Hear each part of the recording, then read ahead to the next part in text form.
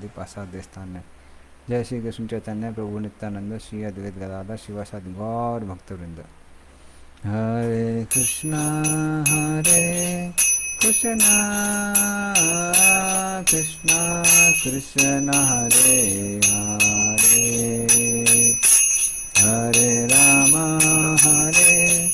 राम राम हरे हरे, हरे कृष्णा कृष्णा कृष्णा हरे हरे, हरे राम राम राम हरे हरे, हरे कृष्णा कृष्णा कृष्णा हरे हरे, हरे राम राम राम हरे हरे, हरे कृष्णा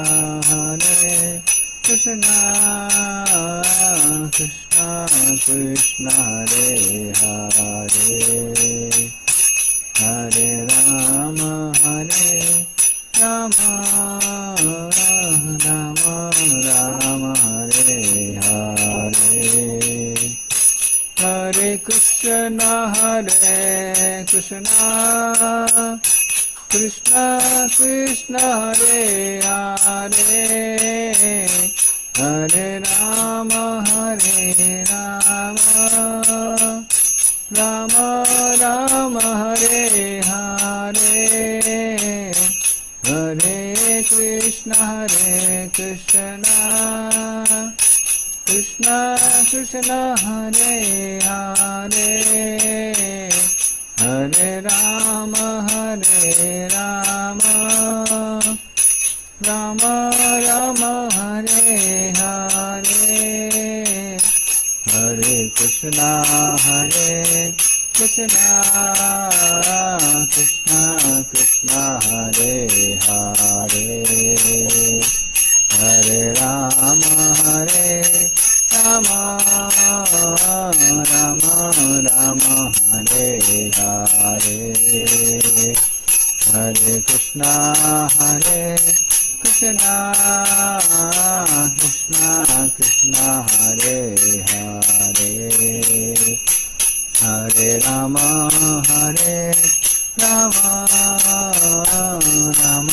राम हरे हरे, हरे कृष्णा कृष्णा कृष्णा हरे हरे, हरे राम राम राम हरे हरे, हरे कृष्णा कृष्णा कृष्णा हरे हरे, हरे राम राम राम हरे हरे, हरे कृष्णा कृष्णा कृष्णा हरे हरे, हरे राम राम राम हरे हरे, हरे कृष्णा कृष्णा कृष्णा हरे हरे, हरे राम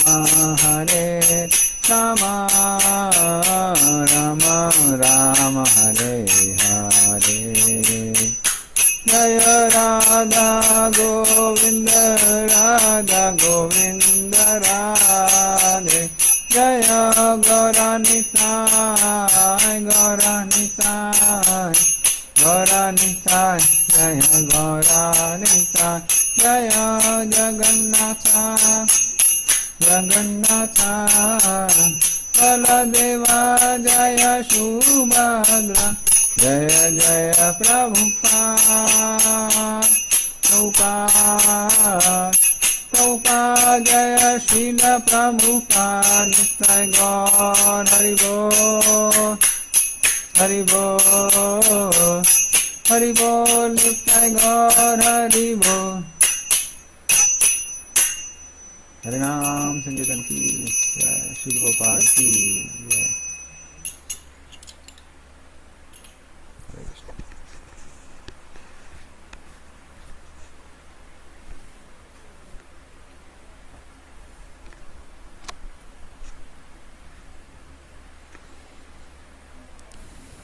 तो हम लोग मंगलाचरण चालू करेंगे। ओम मंगलांतिमिरन्दस्य ज्ञानांजना शलाकया चक्षुरुन्मिलितं येन तस्मै श्री गुरुवे नमः। श्री चैतन्य मनोभीष्टं स्थापितं येन भूतले स्वयं रूपकदा मह्यं ददाति स पदान्तिकं। वन्देऽहं श्रीगुरोः श्रीयुतापदकमलं श्रीगुरून् वैष्णवांश्च श्रीरूपं सागरजातां सहगना रघुनाथामितं तं सजीवं साद्वैतं सावधूतं परिजनसहितं कृष्णचैतन्यदेवं श्रीराधाकृष्णपादान् सागरं ललिता श्रीविशाखामितां च नमो विष्णुपादाय कृष्णप्रेष्ठाभूतले श्रीमते भक्तिवेदांत स्वामी नामने। नमस्ते सरस्वती देवे गौरवाणी प्रचारणे निर्विशेष शून्यवादी पाश्चात्यस्थाने वाञ्छाकल्पतरुभ्यश्च कृपा सिन्धुभ्येव च पतितानां पावनेभ्यो वैष्णवेभ्यो नमो नमः। नमो महावदनाय कृष्ण प्रेम प्रदायते कृष्णाय कृष्ण चैतन्य नाम गौरसे नमः। हे कृष्ण करुणा सिंधु दीनबंधु जगतपते गोपसा गोपिका कांता राधाकांता नमस्ते। तप्त कांचन गौरांगी श्री राधे वृंदावनेश्वरी वृषभानुसुते देवी प्रणमामि हरिप्रिये। नीलाचल निवासाय नित्याय परमात्मने बलभद्र सुभद्राभ्याम जगन्नाथाय ते नमः। जय श्री कृष्ण चैतन्य प्रभु नित्यानंद श्री अद्वैत गदाधर शिवासादि गौर भक्तवृंद। हरे कृष्ण कृष्ण कृष्ण हरे हरे हरे राम राम राम हरे हरे। हरे कृष्ण। तो तीसरे अध्याय के 3 श्लोक हम लोग कर चुके थे लास्ट टाइम। तो चौथे श्लोक से आज हम लोग चालू करते हैं। भगवद गीता तीसरे अध्याय का श्लोक नंबर 4। तो 3 हम कर चुके थे।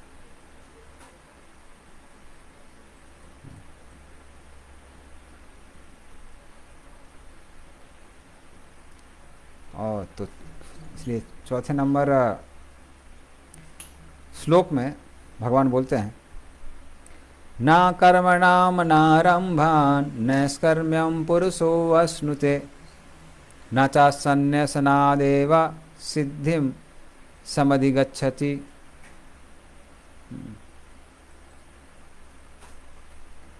तो भगवान कहते हैं ना कर्मणाम अनारंभम नैष्कर्म्यम पुरुषो अश्नुते।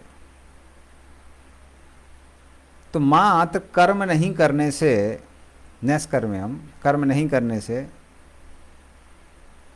या कर्मों का शुरुआत ही ना करने से, ऐसा नहीं है व्यक्ति कर्मों के बंधन से मुक्त हो जाता है। हाँ। और ना ही ना च संन्यासत एवं सिद्धिम समधिगच्छति।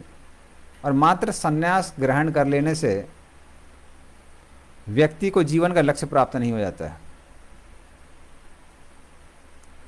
इसलिए भगवान ये बोल रहे हैं कि जो संन्यास होता है, संन्यास हृदय से आना चाहिए। तो कई बार लोग बाहर से संन्यास लेने के लिए बहुत ज़्यादा उत्सुक होते हैं, जबकि भीतर से संन्यास नहीं आता है, या भीतर से इस संसार से विरक्ति नहीं आती है।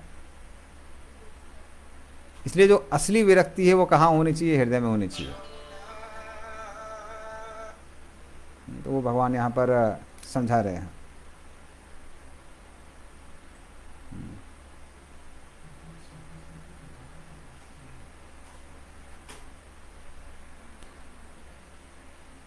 तो इस बारे में भर्तृहरि, तो भर्तृहरि की एक कथा आती है।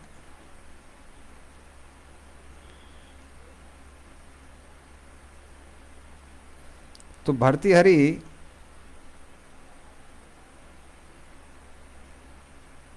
एक महान राजा हुए हैं अपने समय के, जो कि विक्रमादित्य के बड़े भाई थे, जिनके नाम से विक्रम संवाद बहुत प्रसिद्ध है। उनका नाम है विक्रमादित्य। तो उनके जो बड़े भाई हुए उनका नाम था भर्तृहरि। और अपने समय में वो काफ़ी बड़े और प्रसिद्ध राजा थे।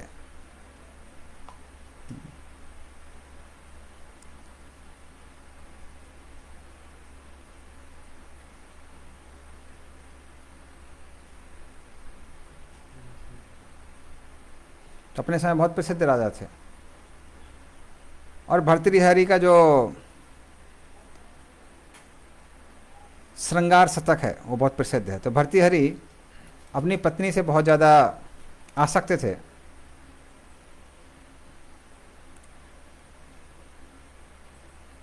और इसलिए उन्होंने अपने पत्नी के रूप सौंदर्य के ऊपर 100 संस्कृत में श्लोक लिखे थे, जिनको बोलते हैं श्रृंगार शतक। शतक मतलब 100, जहाँ पर उनके रूप और सौंदर्य की प्रशंसा की हुई थी। लेकिन उस पत्नी की वजह से ही वो क्या करते हैं, विक्रमादित्य को भी राज्य से निष्कासित कर देते हैं। और काफ़ी समय बाद क्या होता है, एक दासी उनको एक अंगूठी देती है, जिसको वो किसी एक व्यक्ति से प्राप्त थी, उसको किसी और से प्राप्त थी, उसको किसी और से प्राप्त थी, और उसको प्राप्त हुई थी रानी से। और रानी को राजा ने स्वयं दी थी वो अंगूठी। तो राजा को पूरा पता चलता है कैसे जो उनकी स्त्री है उसका किसी और से संबंध है। तब उनको समझ में आता है कि जो हमारा भाई था विक्रमादित्य वो सही था, वो सही कह रहा था कि ये जो आपकी पत्नी है इसका चरित्र ठीक नहीं है। उसी को सुनकर भर्तृहरि ने विक्रमादित्य को राज्य से निष्कासित कर दिया था। तो जैसे ही उनको ये पता चलता है तो वे 100 श्लोक और लिखते हैं वैराग्य के ऊपर, जिसका नाम है वैराग्य शतक। और इस तरह से विक्रमादित्य को अपना राज देकर वो वन की ओर चले जाते हैं। और उनका जो भतीजा था उसने भी संन्यास धारण किया हुआ था। तो एक बार की बात है कि इस तरह से भर्तृहरि विचरण करते करते करते करते एक तीर्थ स्थल पर आते हैं। और उस तीर्थ स्थल पर जब उनको स्नान करना था तो अपना झोला वो पेड़ की एक कील पर रखते हैं, डालते हैं। तो दूसरा साधु आता है, वो क्या करता है, वो इनके झोले को उतार को अपना झोला डाल देता है। तो दोनों को लगने लगता है कि अरे ये कील मेरे लिए बनी, मेरे लिए बनी है। और कील ऐसी थी कि ज़्यादा वजन वहन नहीं कर सकती थी। तो भर्तृहरि बोलने का, अरे तुमने मेरा झोला क्यों उतारा ना, ये कील में झोला मैंने पहले डाला था। तो दूसरा साधु कहने लगा, अरे ये कील तुम्हारी थोड़ा है, तुम इसके प्रोपराइटर थोड़ी ना हो, इसमें कोई भी झोला डाल सकता है, मैं अपना झोला डाल लूँगा, क्या दिक्कत है। तो दोनों में झगड़ा होने लगता है। तो वहाँ पे एक जो साधारण सी स्त्री थी वो वहाँ पर झाड़ू लगा रही थी। तो वो जब इन दोनों साधुओं को युद्ध करते हुए देखती हैं, युद्ध मतलब वार्तालाप, झगड़ा हो रहा था, तो कहती हैं कि अरे तुम लोगों को शर्म नहीं आती, भर्तृहरि और उनके भतीजे से जाके सीखो कि कितना ऐश्वर्य को त्याग करके वो साधु बने हैं। बाद में पता चला दोनों लोगों को कि वही भर्तृहरि और उनके भतीजे थे जो दोनों झगड़ा कर रहे थे। तब पता चला कि भाई तो चाचा भतीजे में झगड़ा चल रहा है। तब भर्तृहरि को एहसास होता है कि बाहरी रूप से राज्य को त्यागना आसान है, लेकिन कई बार एक कील से भी आसक्ति हो जाती है। इसलिए आंतरिक रूप से जो वैराग्य आता है वो ज़्यादा महत्वपूर्ण है। तो इसलिए भगवान बोलते हैं यहाँ पर इस श्लोक में कि मात्र संसार का त्याग करने से ऐसा नहीं है कि संसार के प्रति व्यक्ति की विरक्ति आ जाती है। इसलिए आंतरिक जो वैराग्य है वो ज़्यादा महत्वपूर्ण है। हाँ, तो उसके लिए क्या करना चाहिए, प्रयास करना चाहिए। तो मात्र बाहरी रूप से संन्यास लेके लाभ नहीं होता है। इसलिए हमारे मंदिर में बहुत सारे लोग आते हैं, मियाँ बीवी का झगड़ा हो जाता है तो आदमी आता है बोलता है हमको आपका मंदिर ज्वाइन करना है। कई बार लेडीज़ होती हैं, बोलती हैं कि आपका कोई लेडीज़ का भी आश्रम है क्या। तो हम उनको एडमिट नहीं करने देते हैं। क्यों एडमिट नहीं करने देते हैं? क्योंकि उनका भगवान के प्रति आकर्षण नहीं है, मात्र झगड़ा हुआ है। और झगड़ा ख़त्म हो जाएगा तो फिर वो लोग अपना बोरिया बिस्तर बांध कर फिर वापस आने लगेंगे। इसलिए हम लोग बहुत स्ट्रिक्ट हैं। जिनका भगवान के नाम के प्रति, भगवान की सेवा के प्रति आकर्षण होता है, उन्हीं को अलाउ करते हैं ज्वाइन करने के लिए। तो कई सालों तक देखते हैं, उसके बाद अलाउ करते हैं।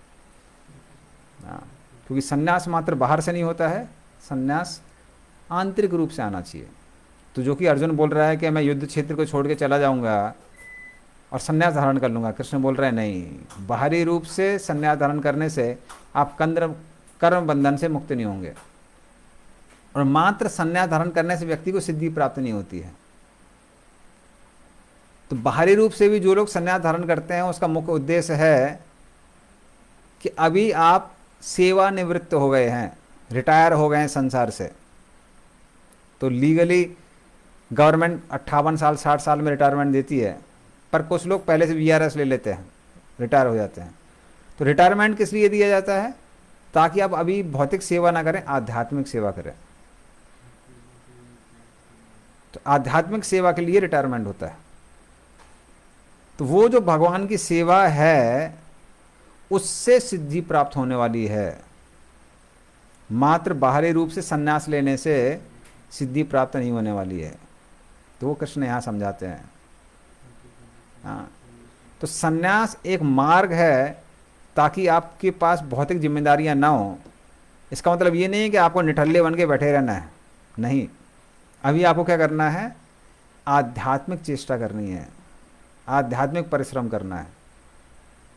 इसलिए साधु वो नहीं है जो इस संसार से विरक्त होकर आराम करता रहता है, बल्कि हमने अपने भक्तों को देखा है, हमारे बहुत सारे भक्त बाहर के लोगों से ज़्यादा परिश्रम करते हैं।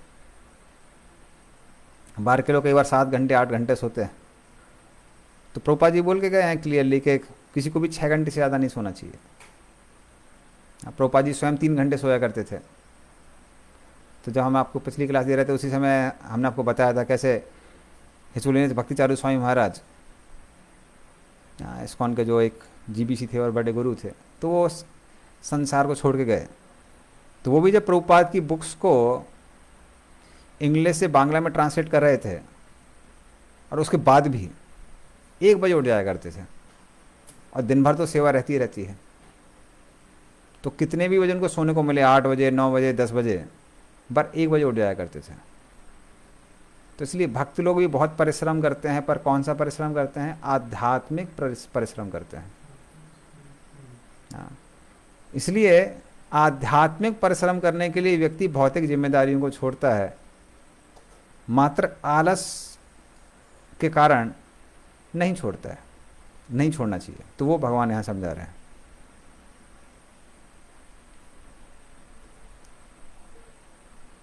और फिर 5वें नंबर श्लोक में भगवान बताते हैं, नहीं कश्चित क्षणमपि जातु तिष्ठति कर्म कृत कार्यति अवसा कर्म सर्वा प्रकृति जैर्गुणे।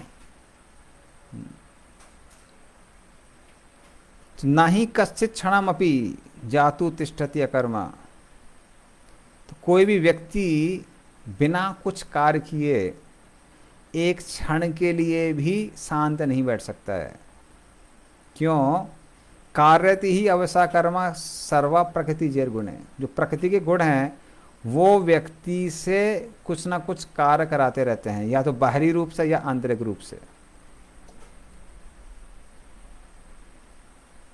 तो अगर बाहरी रूप से भले व्यक्ति आलसी हो, पर उसका मन कहाँ डोलता रहता है?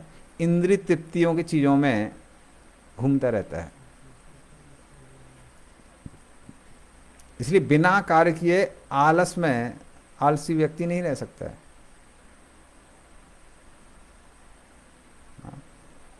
तो प्रकृति के 3 गुण व्यक्ति को कार्य कराते ही रहते हैं। तो इसलिए ये मत सोचो कि संन्यास धारण करने से मुझे कोई भी भौतिक कार्य नहीं करना पड़ेगा।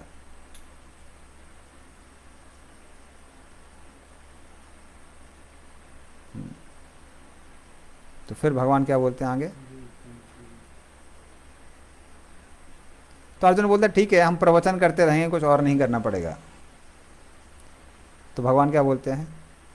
कर्मेंद्रियाणि संयम्य या आस्ते मनसा स्मरण इंद्रियार्थान विमूढ़ात्मा मिथ्याचारा स उच्यते। तो कर्म इंद्रियाणि संयम्य, अगर कोई अपने कर्म इंद्रियों को संयमित करता है, हाँ, ये आस्ते मनसा स्मरण, लेकिन मन को कहाँ लगाता है? इंद्रियार्थान, मतलब इंद्रियों को इंद्रिय तृप्ति में लगाता है, तो उसको मिथ्याचारी कहते हैं। अर्थात वो हाथ पैर से कुछ नहीं कर रहा है, लेकिन मन ही मन किसके बारे में सोच रहा है? इंद्रिय तृप्ति के प्लान बना रहा है। तो भगवान बोलते हैं वो मिथ्याचारी है। हाँ, विमूढ़ आत्मा विशेष रूप से क्या है? मूर्ख है, क्योंकि उसको लग रहा है कि मैं अपने हाथ पैर से काम नहीं कर रहा हूं, मतलब कर्म बंधन में नहीं फंसूंगा। कर्म बंधन में व्यक्ति फंसता है भौतिक कामनाओं के कारण, और जितना ज़्यादा आप भौतिक कामनाओं के ऊपर विचार करते रहेंगे, भौतिक कामनाएं उतनी ही बढ़ती रहती हैं। इसलिए हाथ पैर से या तो भौतिक कार्य या आध्यात्मिक कार्य करते ही रहना चाहिए। तो जो सन्यासी होते हैं उनको आध्यात्मिक कार्य करना चाहिए, अन्यथा व्यक्ति को भौतिक कार्य करना चाहिए। तो मात्र अपनी जिम्मेदारियों से भाग के व्यक्ति प्रसन्न नहीं रह सकता है, खुश नहीं रह सकता है। इसलिए जब तक हृदय शुद्ध नहीं है, हाथ पैरों से ड्यूटीज करते रहना चाहिए, वरना काम क्रोध आपको शांति से बैठने नहीं देंगे।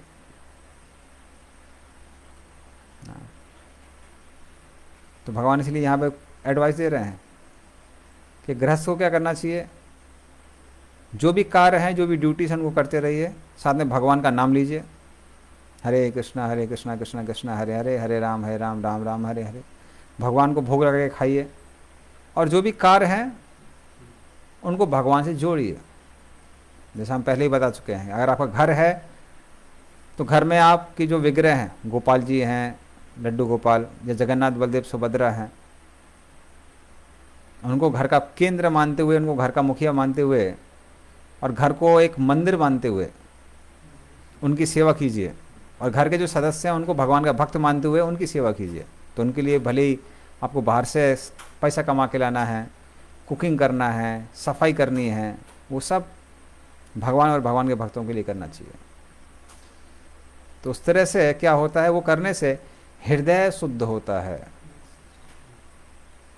और जब हृदय शुद्ध होता है तो ऑटोमेटिक इंद्रिय तृप्ति से क्या होती है? इंद्रिय तृप्ति से वैराग्य उत्पन्न होने लगता है। आर्टिफिशियली वैराग्य उत्पन्न नहीं होता है।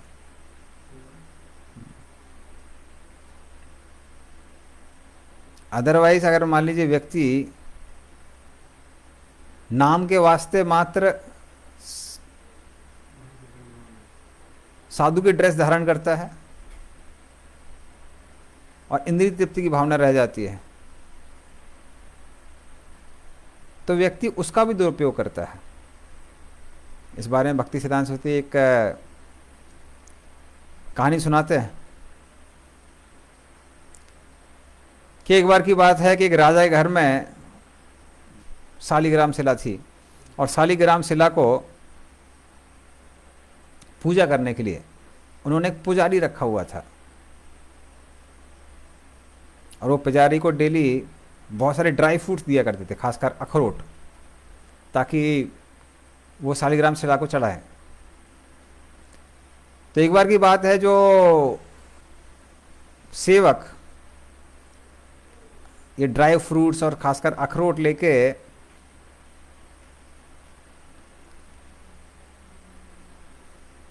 उसने पुजारी को दिए, तो उसके बाद में वो दरवाजे में कभी कभी कुछ छेद होता है, उस छेद से अंदर देख रहा था। देखते हैं कि ये पुजारी जब भगवान को भोग चढ़ा रहा है तो भगवान खा रहे हैं क्या, भगवान क्या पुजारी के साथ कुछ लीला करते हैं।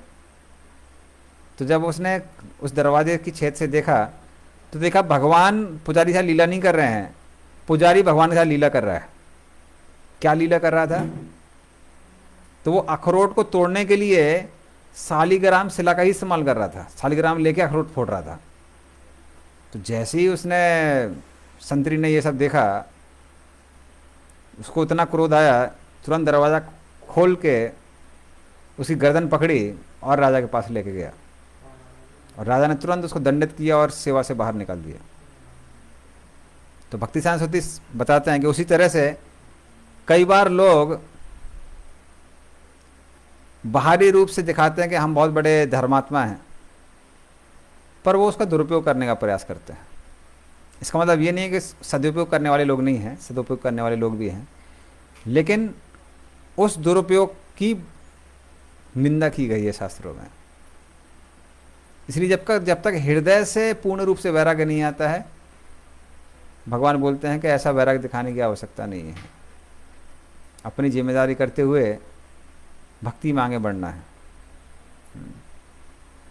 तो ये भगवान यहाँ पर बता रहे हैं। तो मिथ्याचारा सोचते, ऐसा व्यक्ति मिथ्याचारी कहलाता है। तो इसलिए कई बार लोग, कुछ भिखारी होते हैं जिनको भिक्षा आराम से नहीं मिलती है, तो वो साधु का वेश धारण कर लेते हैं, क्योंकि उनको मालूम है कि अगर साधु का वेश धारण करेंगे तो भिक्षा आराम से मिल जाएगी। तो उसको यहाँ पे क्या किया गया है? उसको कंडेम किया गया है। हाँ, वाकई में अगर किसी के हृदय में वैराग्य है तो बात अलग होती है। तो ये 6वें नंबर श्लोक में भगवान बताते हैं। फिर 7वें नंबर श्लोक में बताते हैं, यस्त्विन्द्रियाणि मनसा नियम आरभते अर्जुन कर्मेन्द्रिये कर्मयोगम असक्ता स विशिष्यते। या तो इंद्रियाणि मनसा नियम आरब्धे अर्जुन। इसलिए वो बोलते हैं, भगवान बोलते हैं कि नियम पूर्वक इंद्रियों को क्या करना चाहिए? नियंत्रित करना चाहिए, मन को नियंत्रित करना चाहिए। कैसे करना चाहिए? कर्मेंद्रिया कर्मयोगम असक्ता सा विशिष्यते। तो मन और इंद्रियों से कार्य करना चाहिए, लेकिन बिना आसक्त हुए। बिना आसक्त, किससे आसक्ति नहीं होनी चाहिए? अपने कर्म के फल को भोगने से आसक्ति नहीं होनी चाहिए। इसलिए कर्म किसके लिए करना है? कर्म भगवान की प्रसन्नता के लिए करना है, और फिर भगवान की इच्छा है कर्म का फल देंगे या नहीं देंगे, वो सब भगवान पर निर्भर करता है। शिवाजी को वहीं से दूर से। Okay, thank you.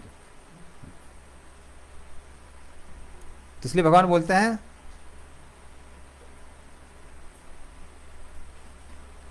कि इंद्रिय और मन, इनकी एक्टिविटी को स्टॉप मत करो, उनको रोको मत। क्या करो? इनको भगवान की सेवा में लगाओ, तो वो ज़्यादा महत्वपूर्ण है।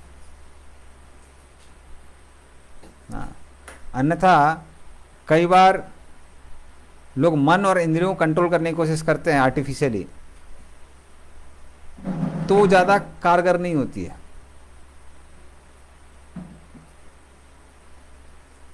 तो एक बार की बात है कि हमको मालूम है, 2 लोग थे जो, उनको थोड़ा वेट लॉस करना था। मैं जानता हूँ 2 लोगों को। तो वेट लॉस करने के लिए वो रामदेव बाबा के कैंप में गए।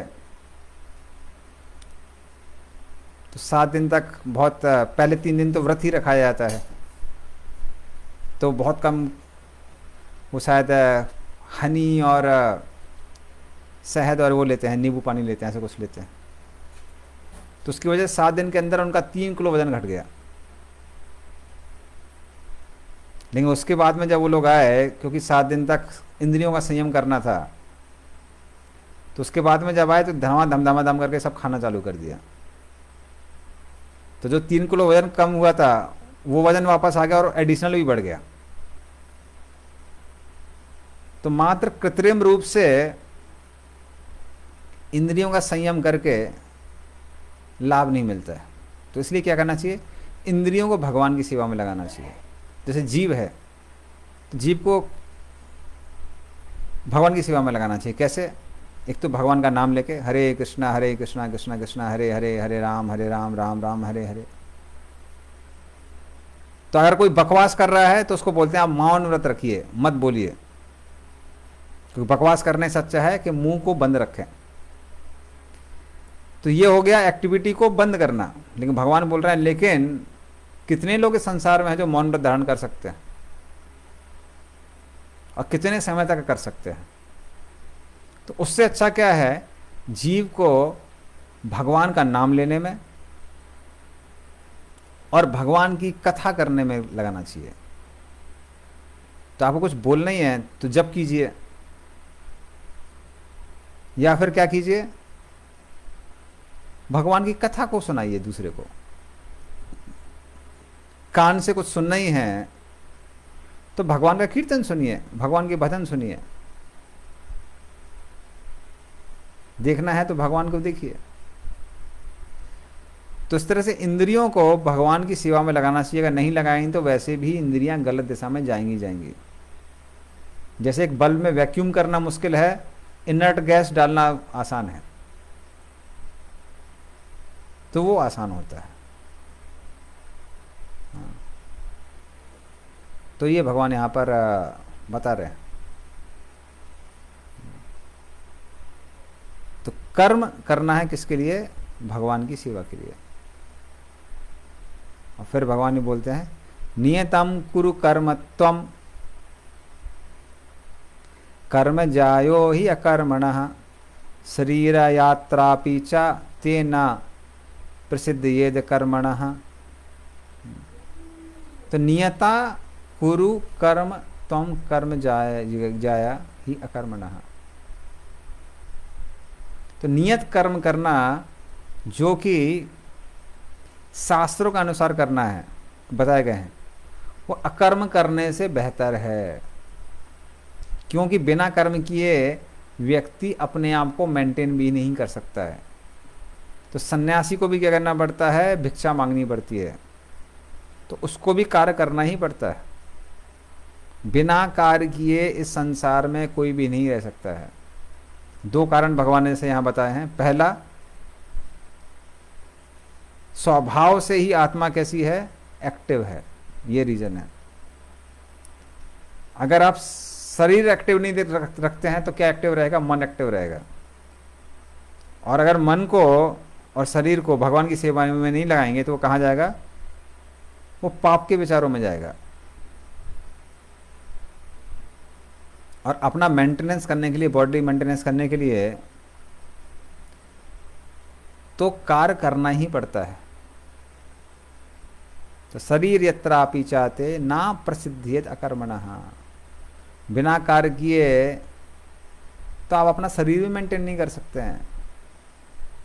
इसलिए कार्य करना चाहिए। और कार्य कौन सा करना चाहिए? जो कि शास्त्रों में लिखा हुआ है। तो शास्त्रों में जो भी कार्य बताए गए हैं वो करना चाहिए और उनको भगवान की सेवा में लगाना चाहिए। तो ये भगवान यहाँ पर समझा रहे हैं। तो आलस से व्यक्ति नहीं रह सकता है। और फिर ये 9वां श्लोक जो भगवान बताते हैं, बहुत प्रसिद्ध श्लोक है। यज्ञार्थात् कर्मणो अन्यत्र लोकोऽयं कर्म बंधनः तदर्थं कर्म कौन्तेय मुक्त संगा समाचर।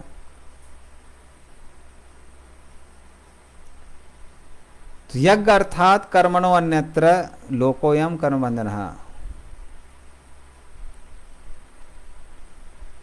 जब कोई व्यक्ति यज्ञ अर्थात भगवान विष्णु के लिए कर्म करता है तो वो कर्म हमको इस कर्म बंधन से मुक्त करते हैं।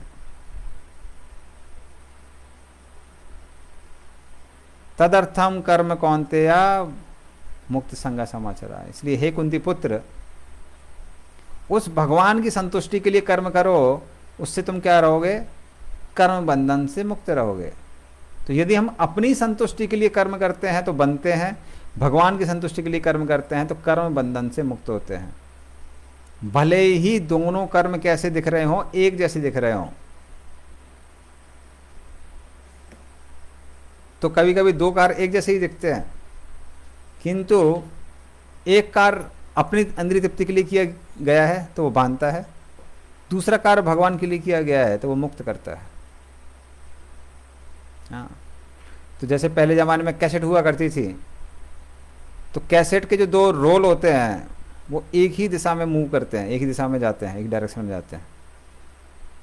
लेकिन एक क्या होता है, धीरे धीरे करके कम होता जाता है, एक बढ़ता जाता है। उसी तरह से दो व्यक्ति हो सकता है लग रहा हो कि एक ही कार्य कर रहे हैं, पर एक व्यक्ति जो कार्य है वो व्यक्ति को बांधता है और दूसरा कार्य क्या करता है, मुक्त करता है।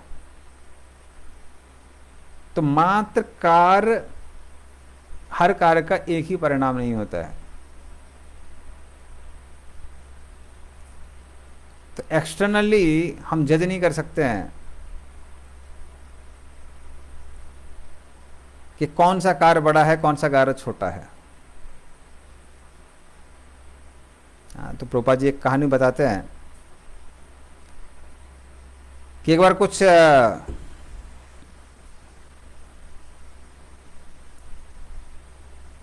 देश के कारीगर वो राजा के पास आए और बोले, हे राजन, हम लोग सुबह से शाम तक इतना परिश्रम करते हैं पर हमको आप कम भुगतान करते हैं, हमारी पगार कम है।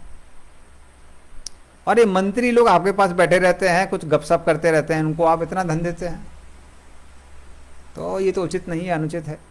हम लोग इतना मेहनत करते हैं, वो उतना मेहनत नहीं करते हैं। तो राजा बोले, ठीक है, हम आपको एक कार्य करने के लिए बोलते हैं, आप क्या करिए। ये जो सामने उन्होंने हाथी बुलाया, बोले इस हाथी का वजन नाप के आइए। तो सारे लेबर लोग यहाँ गए वहाँ गए, सब जगह देख रहे थे कौन सा बड़ा तराजू है भाई जिसमें इसको नापा जाए। फिर उन्होंने मंत्री को बोला, तो वो लोग सुबह से शाम हो गई, उसका वजन नहीं नाप पाए। फिर मंत्री को बोला, मंत्री इस हाथी का वजन नाप के लाओ। तो मंत्री ने उस हाथी को एक नाव में बैठाया और नाव जहां तक डूबी थी वहां पर उसने एक मार्ग बना दिया। फिर हाथी को बाहर किया और उसने पत्थर डालने चालू किए। जब नाव उतनी ही डूब गई तो उन पत्थरों का वजन नापा और नाप के बोल दिया कि हाथी का इतना इतना वजन है। तब इन लोगों को समझ में आया कि नहीं नहीं, इस मंत्री को सैलरी ज़्यादा इसलिए मिल रही है क्योंकि वो क्या कर रहा है, इंटेलिजेंट वर्क कर रहा है। हाँ, तो एक होता है हार्ड वर्क और दूसरा होता है स्मार्ट वर्क। तो संसार में मात्र परिश्रम करने से हम ये नहीं बोल सकते हैं कि एक ही परिणाम मिलता है, हर व्यक्ति को अलग अलग परिणाम मिलता है।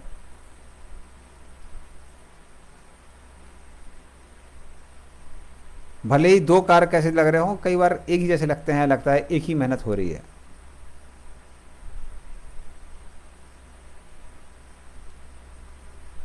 तो जो कार्य क्षणिक चीजों को प्राप्त करने के लिए किए जाते हैं, उनका जो फल होता है वो कैसा होता है, क्षणिक होता है। हाँ, आपने बहुत मेहनत की है, बहुत धन कमाया है ताकि आप अच्छा खा सकें, तो आप अच्छा खा सकते हैं और उसका आनंद भोग कर सकते हैं। कब तक? जब तक वो धन आपके साथ रहता है और ये शरीर स्वस्थ रहता है, तब तक कर सकते हैं।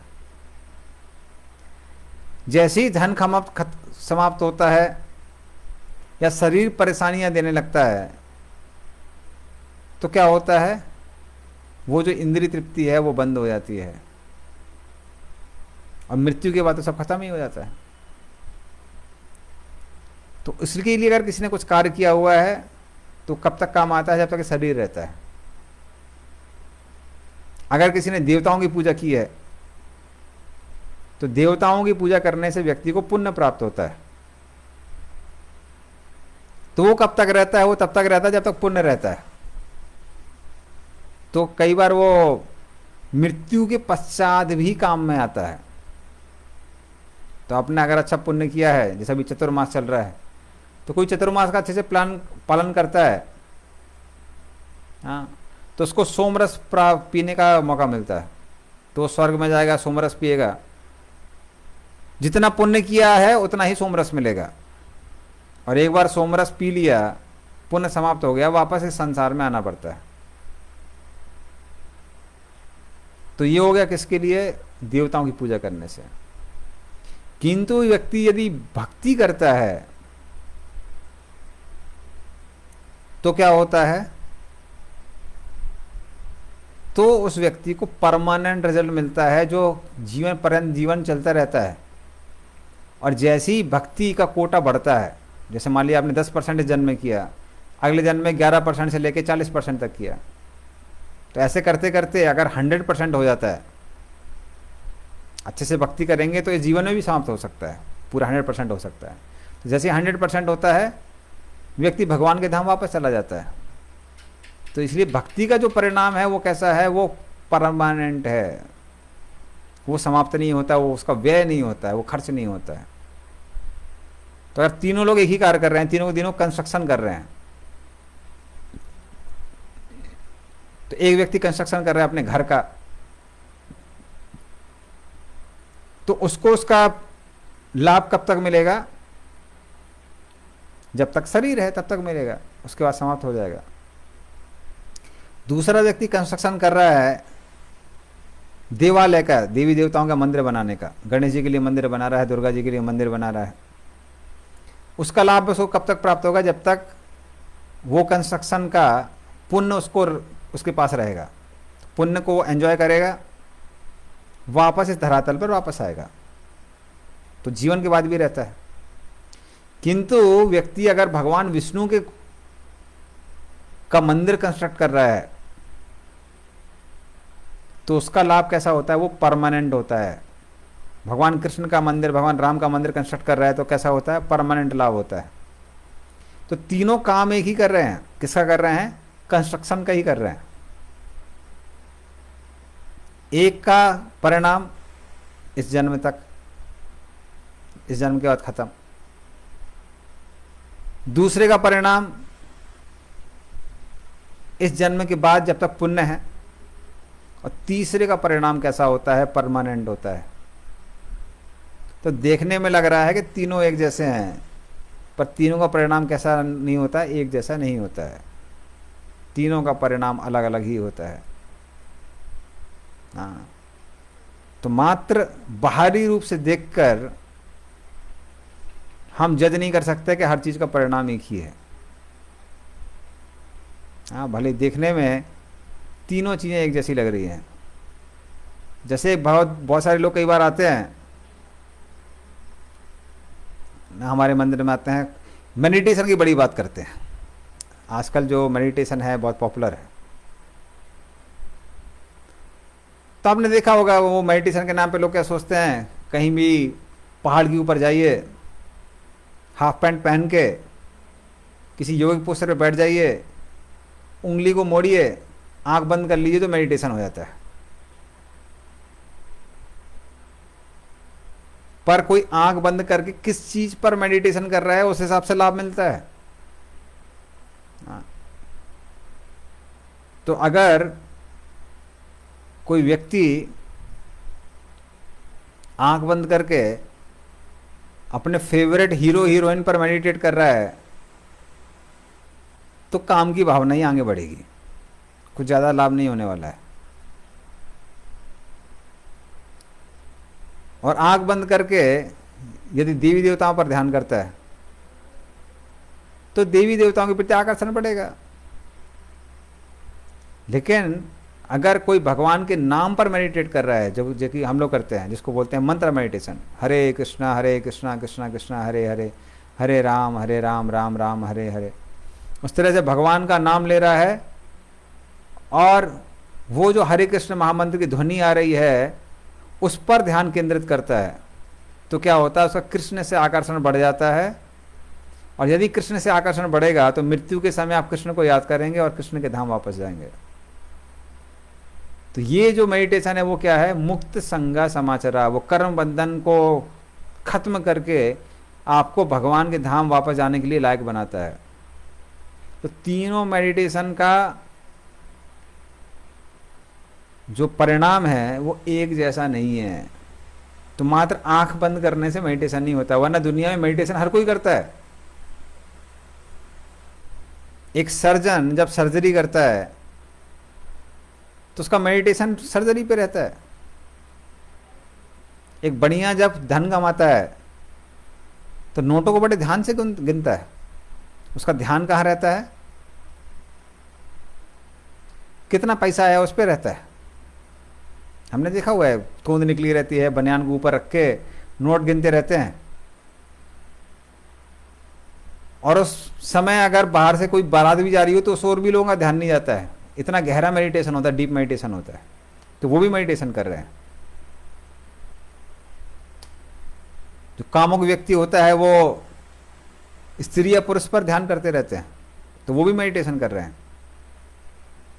तो मात्र मेडिटेट करने से कोई भी चीज़ आध्यात्मिक नहीं हो जाती है। चीज़ें आध्यात्मिक होती हैं जब आप भगवान कृष्ण पर, भगवान राम पर, भगवान विष्णु पर ध्यान करते हैं, तब वो आध्यात्मिक होता है, अन्यथा वो भौतिक रह जाता है। हाँ, तो इसलिए वो मेडिटेशन कैसा है, मुक्त करने वाला है। तो क्रियाएं अपने आप में पर्याप्त नहीं हैं, आप किसकी प्रसन्नता के लिए वो क्रिया कर रहे हैं वो ज़्यादा महत्वपूर्ण है। तो यज्ञ अर्थात कर्मणोऽन्यत्र, जब भगवान के अर्थ अर्थात भगवान की सेवा के लिए, भगवान की प्रसन्नता के लिए आप कुछ कार्य करते हैं तो वो क्या करता है, वो मुक्त करने वाला है। अन्यथा कुछ और कार्य करेंगे तो वो संसार में कैसा है, वो बंधन डालता है, वो मुक्त नहीं करता है। तो मात्र बाहरी चीज़ों का कॉपी करने से या उनमें समानता होने से चीज़ें समान नहीं हो जाती हैं। तो दोनों में कैसा होता है, दोनों में अंतर होता है। इसलिए कहते हैं कि नकल में भी अकल चाहिए, अन्यथा मात्र बाहरी रूप से नकल करेंगे तो फायदा नहीं होगा। हमको एक बार याद है कि हम लोग के स्कूल में जब एग्ज़ाम चल रहे थे तो एक लड़के ने दूसरे लड़के से पूछा, हमारे पीछे ही दोनों लोग बैठे हुए थे, तो एक ने पूछा ये अपार्थाइड क्या है। तो दूसरे लड़के ने बोला कि काले गोरों की लड़ाई, और उसको सुनाई पड़ा काले घोड़ों की लड़ाई। तो उसने उसमें हिस्ट्री बुक में अपना आंसर शीट में क्या लिखा, फाइट ऑफ ब्लैक हॉर्सेस, काले घोड़ों की लड़ाई। तो जब टीचर ने पढ़ा तो बोले कि यार यहाँ पे हिस्ट्री में बात चल रही है राजाओं की लड़ाई की, ये घोड़े बीच में कहाँ से आ गए। तो उसको समझ में नहीं आ रहा था। तो क्लास में जाके पूछना कि भैया ये तुमने क्या लिखा है, काले घोड़ों की लड़ाई, ये हिस्ट्री आदमी के घोड़ों की थोड़ी ना है। तो मैंने आपको कोई घोड़े की कहानी सुनाई है क्या जो आप घोड़ों की लड़ाई बता रहे हैं। तो सिर्फ 3 लोगों को ही पता था कि ऐसा क्यों हुआ है, जिसने बताया था, जिसने कॉपी किया था, और मुझे पता था क्योंकि मैं सुन रहा था। हाँ, तो इस तरह से मात्र नकल करने से चीज़ें एक जैसी नहीं हो जाती। हाँ, तो ये भगवान यहाँ पर समझा रहे हैं। और फिर हम लोग और भी कुछ श्लोक लेते हैं, 10वां श्लोक भी ले लेते हैं। आगे भगवान कहते हैं, स यज्ञा प्रजा सृष्ट्वा पुरोवाच प्रजापति अनेन प्रसविष्यध्वम एष वो अस्तु इष्ट काम दुख। तो भगवान बोलते हैं इसीलिए सह यज्ञा प्रजा सृष्ट्वा, तो सृष्टि के प्रारंभ में भी जो प्रजापति, प्रजापति मतलब ब्रह्मा, प्रजापति मतलब जो प्रजा का निर्माण करते हैं, और मुख्य प्रजापति जो हैं वो ब्रह्मा जी हैं। तो ब्रह्मा जी ने क्या किया, यज्ञ और प्रजा दोनों को एक साथ बनाया। जब लोगों को बनाया तो साथ में किसको बनाया, यज्ञ को बनाया। परस्विस्वद्वम ऐसा व अस्तु इष्ट काम दुख। और उन्होंने लोगों को बोला कि आप इस यज्ञ के द्वारा जो भी चीजें प्राप्त करना चाहते हैं प्राप्त कर सकते हैं। अर्थात आप यज्ञ करके इन भौतिक वस्तुओं को भी प्राप्त कर सकते हैं और आध्यात्मिक वस्तुओं को भी प्राप्त कर सकते हैं, क्योंकि जब भगवान प्रसन्न होते हैं तो बाकी चीजें भी अपने आप ही मिल जाती हैं। यस्मिन तुष्टम जगत तुष्टम। तो अगर भगवान संतुष्ट हैं तो बाकी चीजें भी कैसी हो जाती हैं, संतुष्ट हो जाती हैं।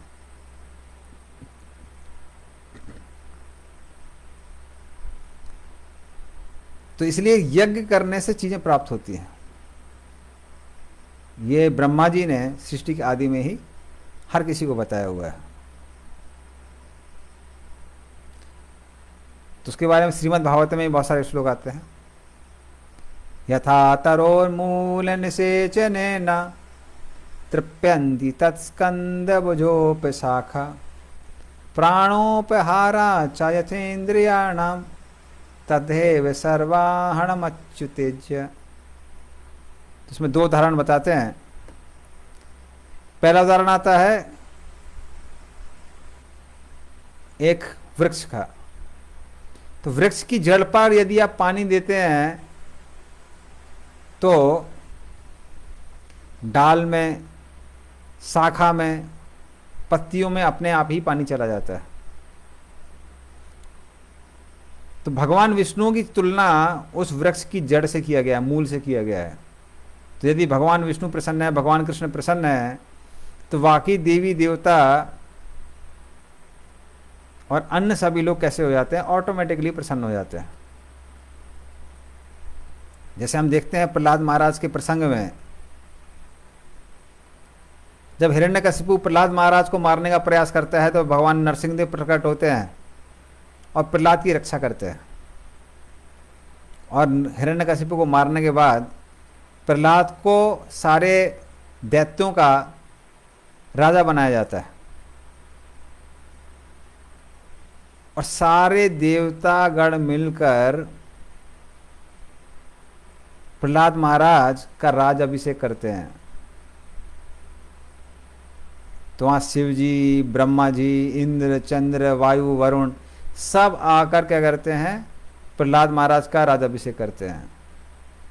उससे ये सिद्ध होता है कि जब भगवान विष्णु प्रसन्न होते हैं बाकी लोग अपने आप ही प्रसन्न हो जाते हैं। अलग से देवी देवताओं को प्रसन्न करने की आवश्यकता नहीं है।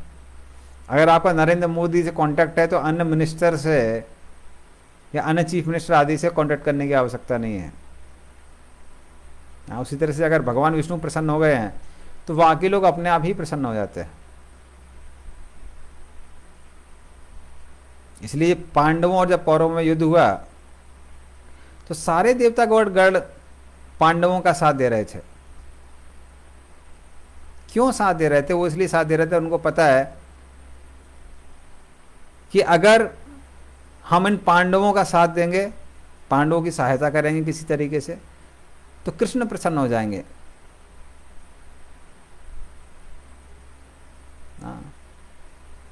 तो इस तरह से देवी देवता भी हैं, वो क्या है, कौन है? वो भगवान विष्णु के ही भक्त हैं। बल्कि ये देवों में और असुरों में भेद है। तो भगवत गीता में भी एक ऐसा श्लोक आता है और अन्य कई वेदों में कई जगह पर ये श्लोक आता है जो लगभग समान है, थोड़ा सा डिफरेंस है सब में। विष्णु भक्ते स्मृते देवा आसुरस तत्व परयो।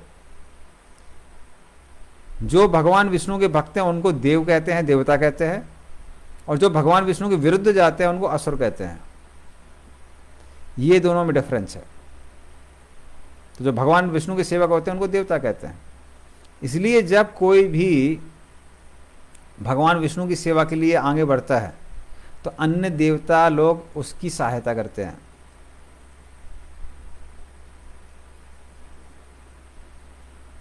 तो इस बारे में एक और महान भक्त की कथा आती है। हाँ, उन भक्त का नाम था चंडीदास।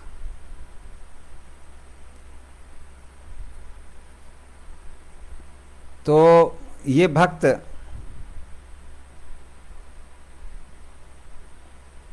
उनका एक और भाई था ना। तो एक भाई था भगवान कृष्ण का भक्त और दूसरा भाई था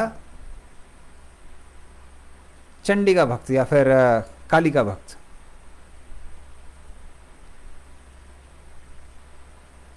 तो ये जो काली का भक्त था ये हमेशा इस भक्त से बोला करता था कि अरे तुम भी काली की पूजा किया करो, क्यों नहीं करते हो। और दोनों में आपस में डिबेट चलती रहती थी कि किसकी भक्ति करनी चाहिए, किसकी नहीं करनी चाहिए।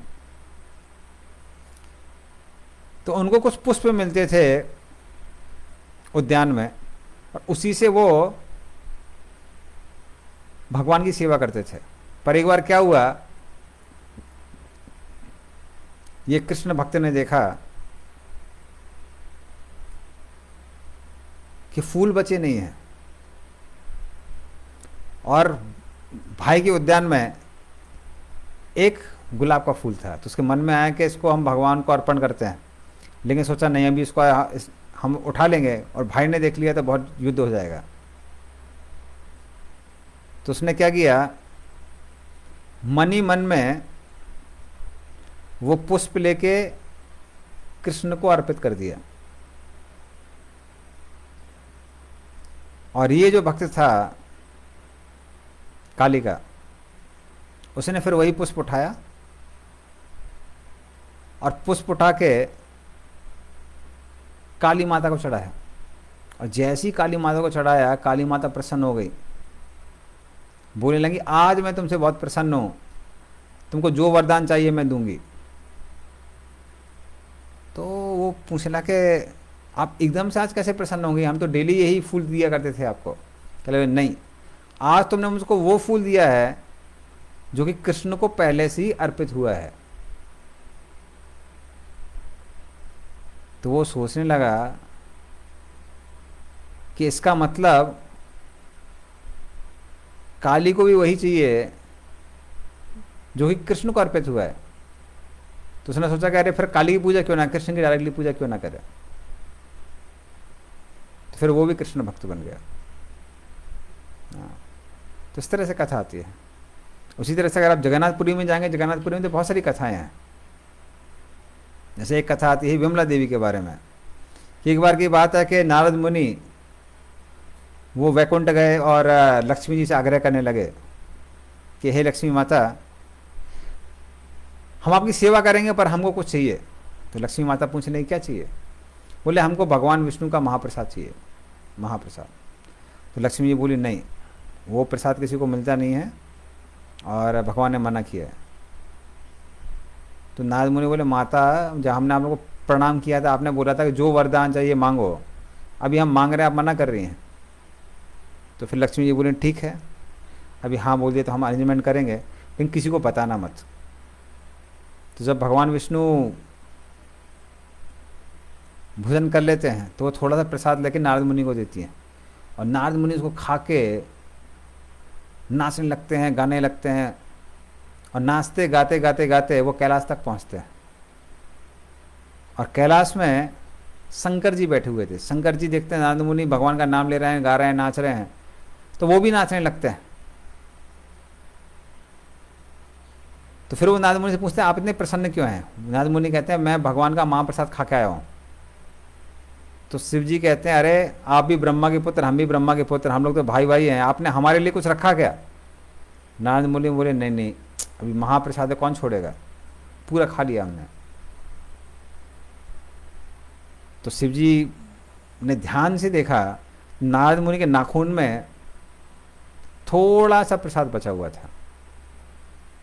तो वो उस महाप्रसाद को उठाते हैं और अपने मुंह में डालते हैं और अपने मुंह में डालते ही इतना प्रसन्न हो जाते हैं कि वो भी गाने और नाचने लगते हैं। तो सारे देवता लोग डर जाते हैं, बोले भाई प्रलय काल तो नहीं आया है, क्यों शिव जी तांडव कर रहे हैं।